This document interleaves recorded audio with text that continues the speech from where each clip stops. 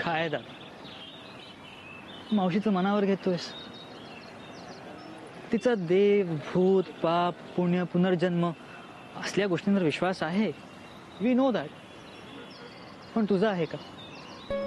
हा? नाही रे, मी तिचं म्हणणं अजिबात मनावर घेत नाहीये. मी तिच्या कुठल्याही गोष्टींवर विश्वास ठेवत नाहीये. पण काय?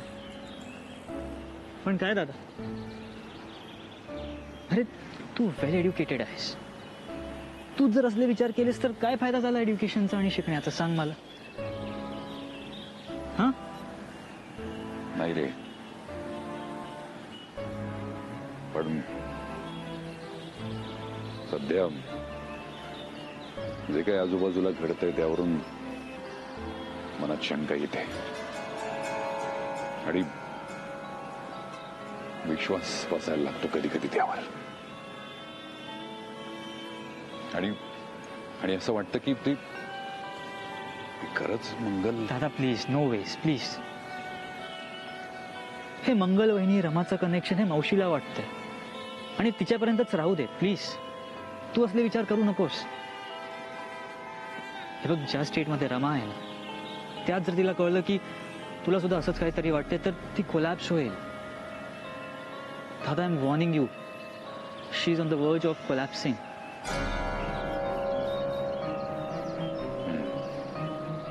आणि तू तिला सपोर्ट द्यायचं ठरवलं आहेस ना आता, पण ठामपणे राहा ना तिच्या मागे उभा. तू डळमळीत होऊ नकोस प्लीज. आता कुठे तू पूर्वीसारखा वागू लागला होतास. मंगलवहिनीच्या विचारातून, त्या दुःखातून बाहेर पडत होतास. I was so happy. I am finally getting my Niranjan dada back. पण जर तू परत त्या दिशेला वळत असशील ना तर सगळ्यांना खूप त्रास होणार आहे, आणि स्पेशली तुला. आणि मला ते नको. मला खरंच कळत नाहीये काय करावं, कुठे जावं. खरंच कळत नाहीये मला. I understand. But first of all please relax, please. बघ, जे काही चाललंय ना ते बघून मला असं वाटतं की रमाचं त्या घरात राहणं योग्य नाही. म्हणजे अरे मग पण तिच्या घराचं काय? एकतर तिच्या घराचा अजून शोध लागत नाहीये. Don't panic. बघ, माझं ऐकून घ्या. मी काय म्हणतोय, आपण तिला एखाद्या चांगल्या आश्रमात पाठवू ना, जिथे तिची चांगली काळजी घेतली जाईल, जिथे आपण तिला भेटू शकू, तिच्याशी बोलू शकू. म्हणजे मावशीलाही त्रास नको, रमालाही त्रास नको, आणि मधल्यामध्ये जो त्रास तुला होत होता तोही नको. आणि त्या निमित्ताने लोकांची तोंडही बंद होती. Everything will be sorted. हे बघ, प्लीज जरा प्रॅक्टिकल विचार करून बघ. आय एम शुअर तुला ही आयडिया पटेल. आणि डोंट वरी, माझ्या कॉन्टॅक्टमध्ये खूप चांगले NGOs आहेत जे तिची उत्तम काळजी घेतील. हां, you don't have to worry about anything. Just trust me on दिस.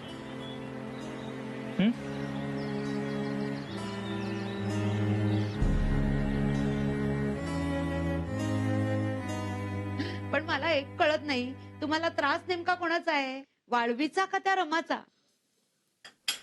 काकू, इथे आम्हाला इतका त्रास होतोय, तुम्हाला मस्करी कसली सुस्तीये? सॉरी, मला कळतंय. पण रमाचा आणि वाळवीचा एकमेकांशी काय संबंध आहे हे मला कळलं नाही ना, म्हणून हसू आलं इतकंच. गोखलेबाई, अहो संबंध असो नसो, आम्हाला त्रास दोन्हीचाही होतोय. हे बघा, आपण आधी वाळवीच्या प्रश्नावर बोलूया आणि तो सोडूया. वाळवी लग्न तशी काही गंभीर गोष्ट नाहीये. नाही कशी? मला नाही तसं वाटत. हे बघ उषा, गेल्या वर्षी सोसायटीचा फंड कमी झाला. खूप लोकांनी ना मेंटेनन्स चार्जेस भरले नाहीत, त्यामुळे पेस्ट कंट्रोल झालं नाही. त्यामुळे हा वाळवीचा प्रश्न आला. पण तुम्ही काळजी करू नका, मी उद्याच मीटिंग बोलवते आणि ज्यांनी मेंटेनन्स भरला नाही ना त्यांना भरायला सांगते. म्हणजे आपण पुढच्याच आठवड्यात पेस्ट कंट्रोल करून घेऊ, म्हणजे वाळवीचा प्रश्न मिटेल. गोखलेबाई, ही वाळवी पेस्ट कंट्रोलने जाणारी नाहीये. मग त्यासाठी काय वेगळा उपाय करायला लागेल का? काही वेगळं औषध आहे की काय? औषध? जालिम औषध आहे त्यावर. त्या रमेला धक्के मारून बाहेर काढा इथून. पुन्हा तेच. हे बघा, माझा या गोष्टीवर विश्वास नाही. बसेल, आज ना उद्या बसेल.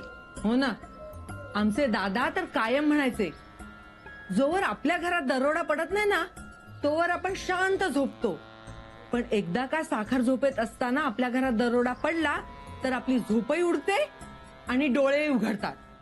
आणि मग डोळा लागेल की काय या भीतीनं डोळेच मिटत नाहीत. आमच्यावर ही वेळ आलेली आहे, तुमच्यावर येईल ना तेव्हा कळेल. तुम्ही मला समजवताय, घाबरवताय की धमकवताय? काकू, आम्ही तुम्हाला फक्त वॉर्निंग देतोय. शेजार धर्म पाळतोय, अजून काही नाही. मला तरी तसं वाटत नाही. आणि तुम्हाला जर तिचा एवढा त्रास होत असेल तर मला का भरीच पाडता? निरंजनची आई इथे आहे, रमा त्यांच्याकडे राहते. तुमचं तुम्ही काय ते ठरवा आणि योग्य ते पाऊल उचला. माझ्या हातात फक्त पेस्ट कंट्रोल करणं आहे, तेवढं मी करवून घेईन. रमाचा प्रश्न तुमचा तुम्ही सोडवा. ती मंगल आहे गोखलेबाई, मंगल. आणि तिची नजर फक्त प्रधानांच्या घरावर नसून इथल्या प्रत्येक घरावर, गल्लीवर आहे. तिच्या स्वप्नांचं घर धुळीस मिळालं आणि या सावरकर नगरातील प्रत्येकाने तो खेळ उघड्या डोळ्यांनी पाहिला. आणि आता तोच खेळ ती खेळणार.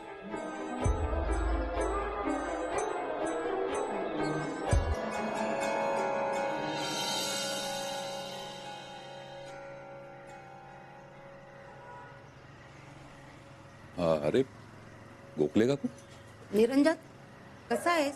मी मजेत आहे की. दमलेला दिसतोयस. काम आणि घर दोन्ही सांभाळून घ्यावं लागतं ना हल्ली. अहो शेव, त्यात त्यात काय एवढं, मी इतकी वर्ष करतोच आहे की मॅनेज. पण त्यावेळेला रमा नव्हती ना. चला येतो मी. थांब निरंजन, मला बोलायचंय जरा रमाविषयी. रमाबद्दल काय? हे बघ, तू जे काही करतोस ते चांगल्या मनाने करतोस, ह्यात शंकाच नाही. गरज असलेल्यांना मदत करायलाच पाहिजे. माझा पूर्ण सपोर्ट आहे तुला. पण काय?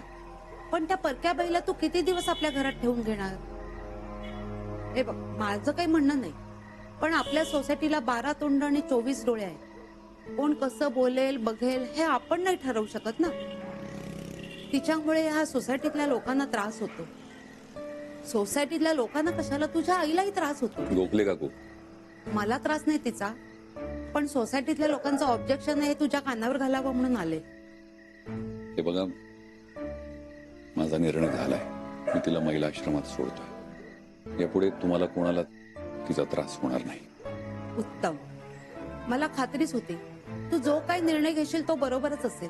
मी सोसायटीतल्या लोकांना सांगितलं, पण माझा निरंजनवर पूर्ण विश्वास आहे. तो रमाला. निरंजन,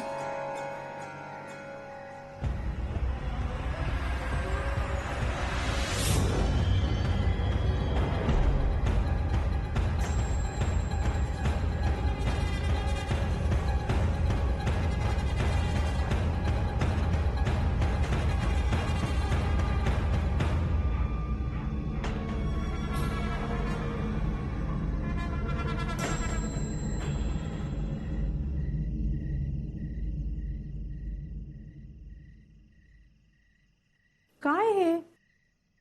हाय नाही, हॅलो नाही. मला बघून वर निघून आलास. मी म्हटलं आपण थोडं फिरून येऊया म्हणून खाली उतरले आणि तू बोललाही नाहीस माझ्याशी. आज लवकर आलास ऑफिसमधून. काम कमी होतं का? तू दमलायस का रे खूप? मी एक काम करते, आलं टाकून चहा करते. हा, म्हणजे तुला फ्रेशही वाटेल आणि तुझा शीणही जाईल. नको. नको का? आवडतो ना तुला आल्याचा चहा? एरवी तर 2-2 कप पितोस आणि आज अचानक नको का? म्हटलं ना नकोय. काय झालंय निरंजन? मला कळू तरी दे. काहीही झालेलं नाहीये. स्ट्रेस आहे खूप. डोकं धरलंय माझं, दुखतंय. त्यामुळे या क्षणी मला काहीही आणि कुणीही नकोय. कळलं? येऊ मी?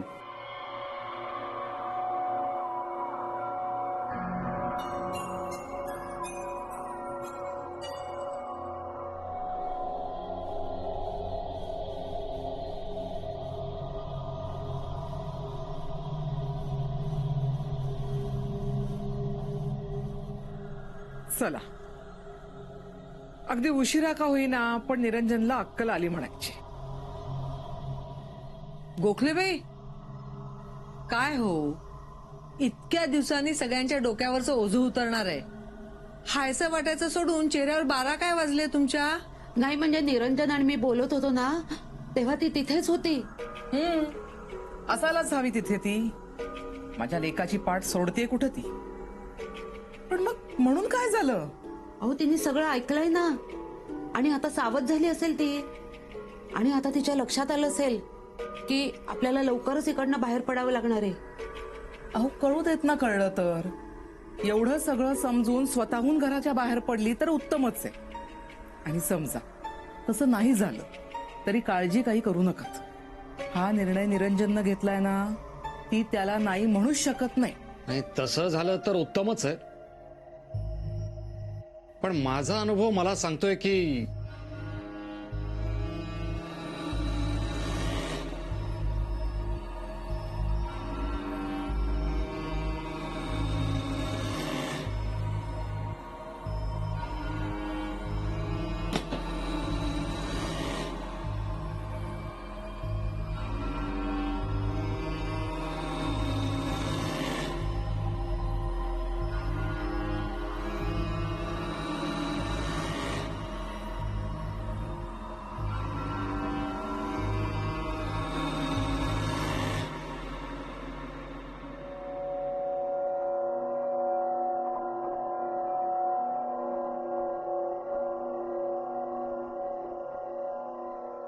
काय झालं?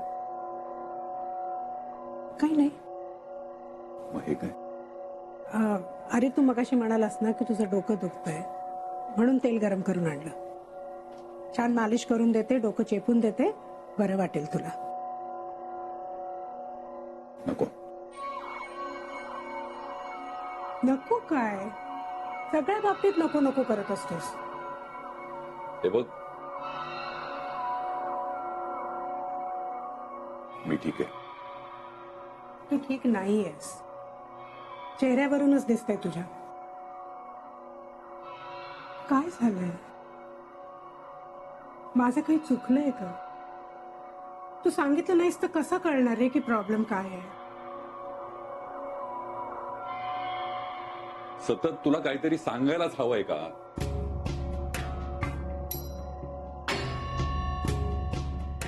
माझं स्वतःचं काही आयुष्य आहे की नाहीये?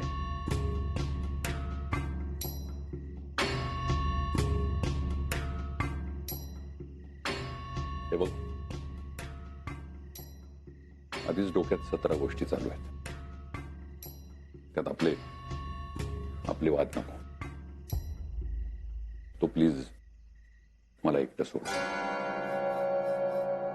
जातो प्लीज. मी तुला कधीच एकटं सोडणार नाहीये.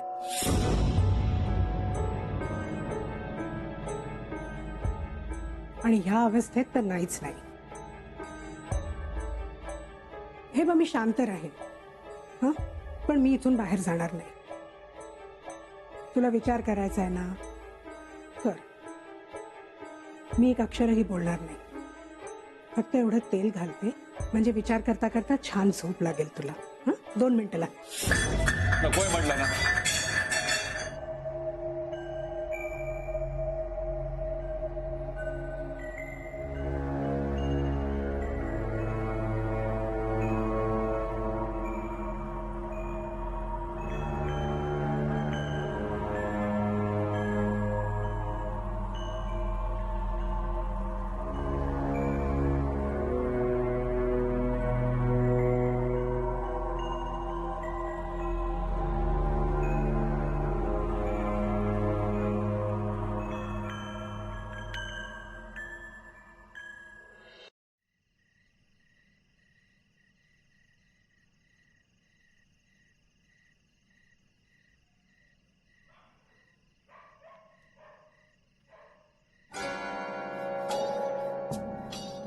ए, कुठे गेला होता तू? हा, येणे हो का मग इथे? कधीपासून तुला मर शोधते? कुठे गेला होतास तू मरायला? चिल्ला मत, बच्ची है वो.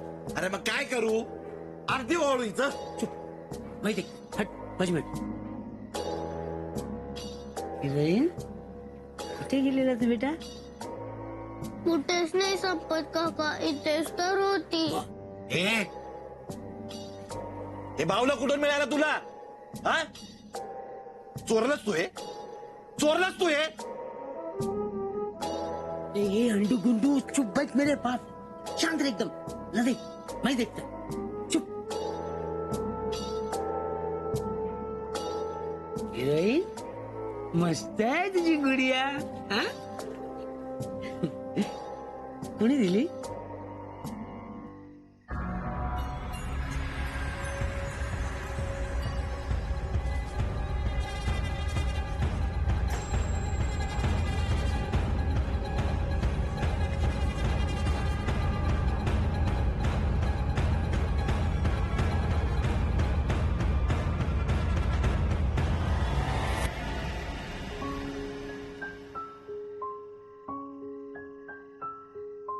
भीर भीर तू बोलवतो खिडकीत काऊ अन म्हणतो बाळाला देनाक खाऊ घेऊन या घास तुझा आभाळी जाऊ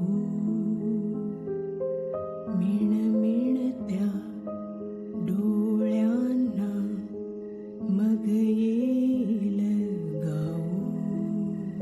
भीर भीर तो बोलवतो खिडकीत काऊ लग म्हणतो बाळाला देना ग खाऊ. बघलंय हरवलं होतं हे पोरग. इतकं ओरडलंय तरी मी काय फरक पडलाय काय बघ. खेळतय गाणं गातय. ही गुडिया ही बावली कोण दिलं असेल रे हिला हे बावलं? नहीं बेड़ो, कौन दिया ये सवाल नहीं. सवाल ये है का दिली असेल. का? कारण बावली म्हणजे काळी जादू. काय पण बोलतोय तू? नहीं बेड़ो, मैं मेरे आका की कसम खा के बोलता हूँ. बावली म्हणजे डेंजर असते. छोटी माझी बावली मोठी तिची सावली काळी काळी सावली लेके आती है बावली. हटा दे उसको, हटा दे. रुक अभी नहीं, बच्ची झोपल्यावर ये बावली को चुपचाप से हटा दे. समझा?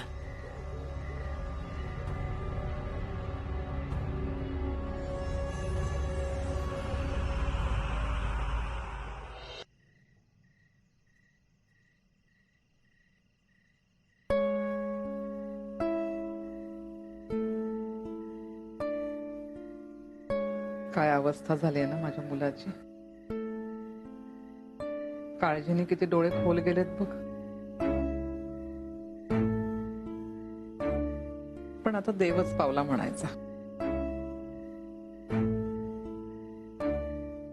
आता हळूहळू सगळी काळजी दूर होईल, सगळा त्रास कमी होईल बघ. आणि मला परत माझा पूर्वीसारखा निरंजन मिळेल, अगदी होता तसा. काय बोलतेस तू आई? मग तुला काय वाटलं? तू कितीही लपवायचा प्रयत्न केलास तरी माझ्यापासून काही गोष्टी लपणार आहेत का? अरे आई आहे तुझी मी. सगळं कळलंय मला. म्हणजे गोखले काकू भेटल्या होत्या, त्यांनी सगळं सांगितलंय. तू त्या रमेला आश्रमात सोडून येणार आहेस म्हणे. माझ्याही मनात अगदी तेच होतं. देव की नाही अगदी माझ्या मनातल्याच सगळ्या गोष्टी घडवून आणतोय बघ. तिनं तिथंच राहणं योग्य आहे. काय आहे तिथं तिच्यासारख्याच बेघर झालेल्या अजून कित्येक गरीब बिचाऱ्या बायका असतील. एकमेकींची सोबत होईल, काळजी घेतील ना एकमेकींची. शिवाय काहीतरी काम करेल ती, 4 पैसे मिळवेल. इथे घरात बसून काय करणार होती ना ती.